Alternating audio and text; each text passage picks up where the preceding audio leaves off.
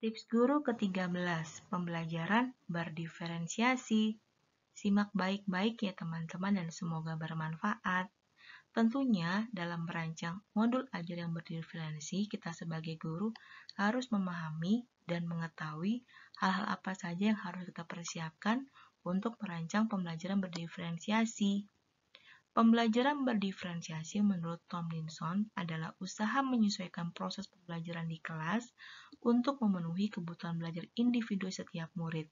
Pembelajaran berdiferensiasi memberikan fleksibilitas pada siswa untuk menjalankan proses belajar yang sesuai dengan kesiapan dirinya, minat dan profil belajarnya. Dengan begitu, pembelajaran yang dilaksanakan dalam diferensiasi tidak hanya berfokus pada produk belajar saja, tapi juga konten dan proses. Jadi, dalam membuat modul ajar, teman-teman perlu berdiferensiasi untuk produk belajar, konten, dan proses yang dilaluinya. Berarti ada 3 hal ya.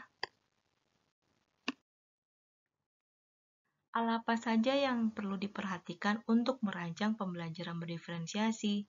Yang pertama, kesiapan belajar. Kondisi murid dalam menerima materi pembelajaran. Ingat ya, kesiapan belajar murid pasti berbeda-beda. Itu bisa kita lihat pada proses asesmen awal kognitif.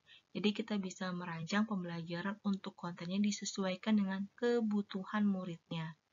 Kemudian minat sebagai suatu keadaan akan mengarahkan seseorang pada suatu ketertarikan atau objek tertentu. Minat siswa juga perlu diidentifikasi. Jadi, kita juga bisa lihat dari hasil observasi, asesmen awal, non-kognitif.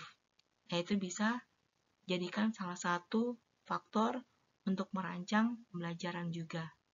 Kemudian yang terakhir, yang ketiga, profil belajar. Preferensi terhadap lingkungan belajar, preferensi gaya belajar, ataupun pengaruh budaya. Itu juga kita bisa lihat pada asesmen awal non-kognitif, karena gaya belajar itu memengaruhi murid untuk ketercapaian hasil pembelajarannya maksimal. Nah, karena kan tipe gaya belajar itu kan ada 3, ada yang visual, ada yang kinestetik, ada yang audio. Berarti kita dalam proses pembelajaran harus merancang metode untuk ketiga tipe gaya belajar tersebut. Semoga bermanfaat ya. Terima kasih.